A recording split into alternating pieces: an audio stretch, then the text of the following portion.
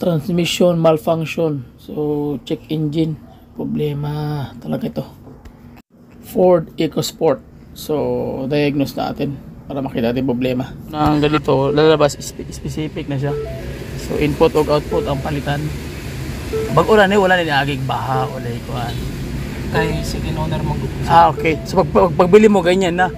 Dili po. So tuwig kasi mo kamot.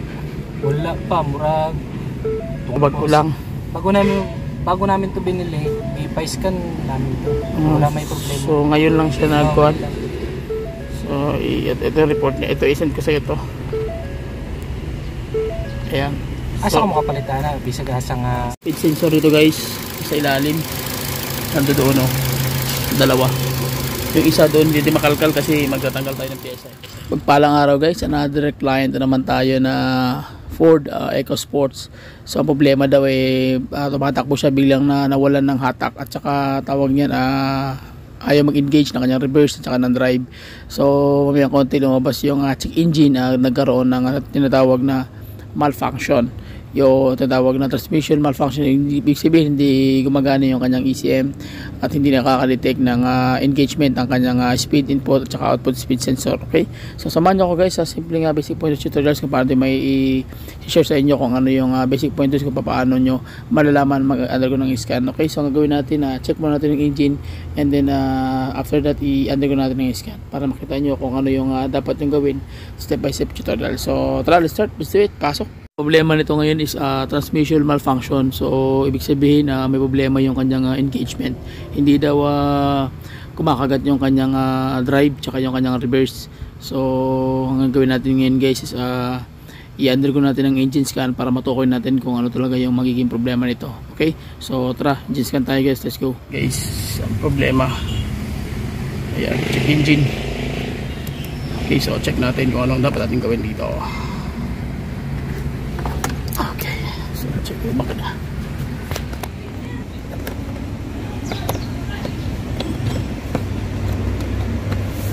Okay.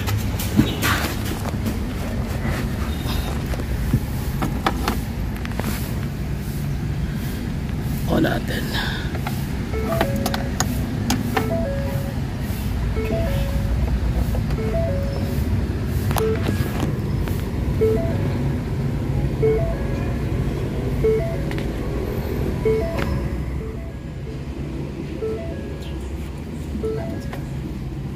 Ayo, sorry.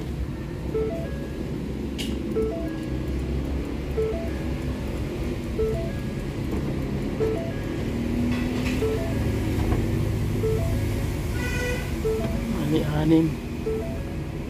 Dito tayo sa kuan. Transmission. Module. Key on, E-on. Okay.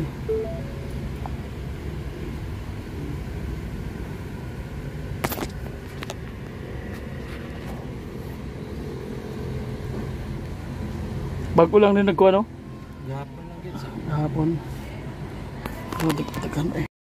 Okay, ang lumabas na code is P0718 tsaka P0722 at saka P0723. So ang ibig sabihin nito ay speed sensor ng input tsaka output speed sensor guys is malfunction. So kaya nagkakaroon siya ng tinatawag na transmission malfunction sapagkat wala ng bato yung kanyang speed sensor papunta doon sa kanyang ECM from controller module ng TCM o transmission control module papunta naman doon sa kanyang ECM, kaya mag-a-appear talaga doon sa kanyang tachometer yung check engine issue, and then appear naman doon sa lalabas naman doon sa kanyang dashboard yung tinatawag na transmission malfunction sapagkat may problema yung kanyang sensor. Tsaka yun ang naging main cause ng kanyang walang hatak, hindi nag-engage yung kanyang transmission sapagkat walang control na mismo yung kanyang TCM sa kanyang engagement dahil walang ang bato yung sender which is yung kanyang input tsaka output speed sensor. So yun po yung dapat natin palitan. Okay, so papaliwanag natin sa may-ari, explain natin kung ano yung dapat niyang gawin. So ano dapat niyang bilhin para at least may idea siya. So basic pointers lang yun guys, at least mahalaga makuha nyo lang yung paano siya titirahin. Okay, gamit yung ating scanner na Ansel X700. Okay, so sige, explain natin sa may-ari guys para malaman niya kung ano yung gagawin niyang step. So tara, mga sensor imong kuno ilisan, output shop input o output shop sensor ang palitan So mga sensor sa imong transmission. So mo ni imong i-inquire na kay messenger no, kay isend ako ang ano ang meaning ani para ma-prepare nimo ang kuan. Ang atong himuon ani kuan ang input ug output ni mga sensor mo to ilisan na to. Ibig sabihin wala na siya ga send og information or details kay ECM, kaya mangyayari sa ECM blanco, walay feedback tong input speed nimo mo automatic mo himo siya og malfunction. Ibig sabihin wala nagagana tong imong part sa imong ano. So ang ilang gigo na malfunction na pag ginamitan mo ng ganito lalabas specific na siya. So input ug output ang palitan. Bag-ura ni wala ni agig baha wala kuan kay second owner mo. Okay, so pagbili mo ganyan na Dili po. So tuwig na si mong kamot. Wala pa, murag. Bago lang. Bago namin to binili, ipa-scan namin to. Wala may problema. So ngayon lang siya nagkuhan. So ito report niya. Ito isend ko sa ito. Ayan. Asa ko makapalitan na, bisag asang. Nagpa-scan. Nag-contact lang ko sir sa Facebook. Home service to siya. Lagi. Masa yung scanner? Ambot siya. Murag nga na po. Mo ni siya ano. Transmission control system o same na gihapon siya. Lost communication with vehicle immobilizer control module. Ibig sabihin lost communication, makita mo naman yung ibig sabihin, di ba? Wala siyang ano, walang feedback sa ECM kung saan nitabo sa imong sensor. So kailangan ma-address. So dili na to i-clear code kay kung i-clear code na to mawala siya. Pag i-scan ni mo otro wala na siya, pero nasa present history aw kanang ano previous history, murag mahimo na siya history. Send ako sa imo ni para makita nimo.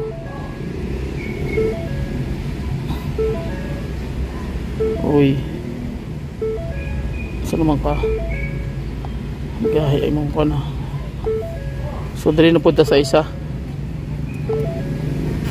kanila mga dali na iduha dali. So dali na punta kaning RFA remote na isa. So repeat tayo. Okay, okay yan. Ibig sabihin ng key o on, ibig sabihin nag-off yung ano. K on tapos ignition on, ibig sabihin hindi nag-idling yung ano. So ayun, mag-yung high speed CAN communication bus. So puro communication ang ano yung speed. So pag ma-adjust ni mong speed sensor mga wala na tanan. So dili pag inani mong good nga dili siya palitan, di siya pwede i-erase code.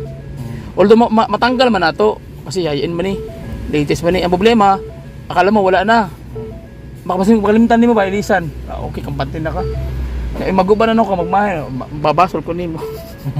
So man si sir oy. Gilis man ako, di ba na no magkuan, di naman na siya mo kuan, mo balik. Unless na maguba gid siya. Pag naguba siya automatic magawa sa button check engine. Pag i-delete ko yan, mawawala na yan. Problema, hindi mo mariremind sa sarili mo nga na problema. Nakatry na ko na. So back naman tayo. Pero once na mapalit ko tong mga sensor, wala na talaga. Pag nagpalit na tayo, tapos i-schedule natin, pag nag-okay na siya, saka delete. At least nagpalit ka na ng dalawang speed. Input saka output. Kaya nangyari, mayroon siyang malfunction. Kaya ibig sabihin, delete. Kumbaga, delete na mo, mo engage yung, yung tawag niyan, yung module. Na mo ganyan automatic na siya, kinatawag na controller. Module sa transmission yung shifting niya. So bukod sa ECM, so nangyari wala man natatanggap yung module, kaya mo detect yung walang natatanggap yung transmission module from input speed sensor at output speed sensor. Ibato to ni module kay ECM nga wala gagana ang input ani. So ang muhatag og signal si ECM sa diri mo indicate check engine. So ana ang history ana. So automatic ilalabas niya nga na problema. So asayahan naman dire, ko naman niya pinaka basic malfunction, kay kung totally malfunction dapat wala nakakadagan. So ibig sabihin ko na to nga indicator nga ipasultin niya nga na problema imong transmission, di man totally nga di nakakadagan. Kaya tanong ko, saan di ka makatakbo? Hindi nakatakbo ko pero takot lang ako sa dugo, makadagan pa na. So mo to yung ihang yung pambato niya. Ana siya. Pero sure sir ha, bisan mo drive ko ha, okay ra ha. Okay, so at least nakita ng may-ari na yung problema talaga is yung input saka output speed sensor, hindi naman mechanical dahil okay naman so far yung kanyang tunog ng kanyang transmission, especially yan din yung kanyang engine. So ang problema talaga is yung sensor kailangan palitan. So abangan nyo yung part nito guys kung paano kayo magkakabit ng speed sensor input saka output sa kanyang unit ng Ford EcoSport. Okay, so ang nangyayari kasi ito guys, ang kanyang mechanism ng low power, low hatak ng kanyang transmission is wala na siyang signal mula sa input sender papunta sa ECM. Kaya nangyayari hindi na nag-engage yung kanyang clutch lining o clutch pack doon mismo sa loob ng kanyang transmission, kasi yung kanyang solenoid hindi na umaayos yung kanyang movement, yung kanyang galaw, sapagkat wala ng bato yung kanyang transmission controller module, yung mismo yung controller niya, kaya nagkakaroon siya ng problema. Okay, so check natin guys kung ano yung speed sensor ng input tsaka speed sensor. So makikita nyo sa aking video kung ano yung location kung saan natin titirahin yan. So from Ford po yan, niresearch na natin yan para makita nyo kung ano yung kalalabasan at trabaho natin sa ating part 2. Basic pointers tutorials pa rin guys kung ano yung paano tayo tatanggalin at paano tayo ikakabit at paano tayo mag-erase code, at makikita nyo kung paano ko itatanggalin siya sa magitan ng hindi tayo mag-clear code, sapagkat pag once na okay na yung speed sensor mo, automatic yan di-disable agad yan, i-clear agad yan ni ECM. Okay, so after this check natin yung engine bay, so para malaman natin kung saan yung location mismo ng kanyang input speed sensor. Okay, so tara, let's go. Engine bay tayo guys. So far, okay naman yung tunog ng engine guys. Bagong-bago yung coolant, sariwa-sariwa. Tapos yung brake fluid nito. Uy, subject for replacement na to. Kita nyo yung brake fluid. Okay, yung battery nya bagong-bago pa.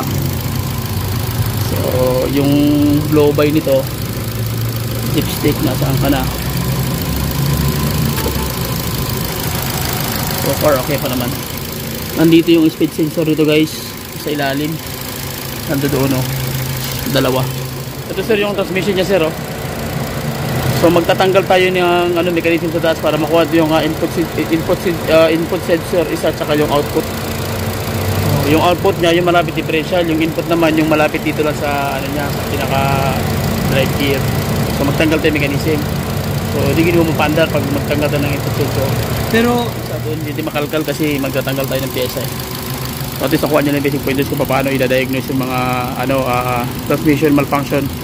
So yun ang problema, engine transmission malfunction, paano siya i-fix. So kailangan order ng pyesa pagkatapos saka natin titirahin. Okay, so kuha nyo ng basic pointers, panalo na. Okay, so yun lang guys, shoutout sa ating lahat, sa lahat ng mga aking followers, subscriber, at sa lahat ng mga sumusubaybay sa ating YouTube channel. So comment lang kayo guys and I will reply anytime, anywhere. Okay, so please subscribe to my YouTube channel. Bye bye and God bless. See you. Okay.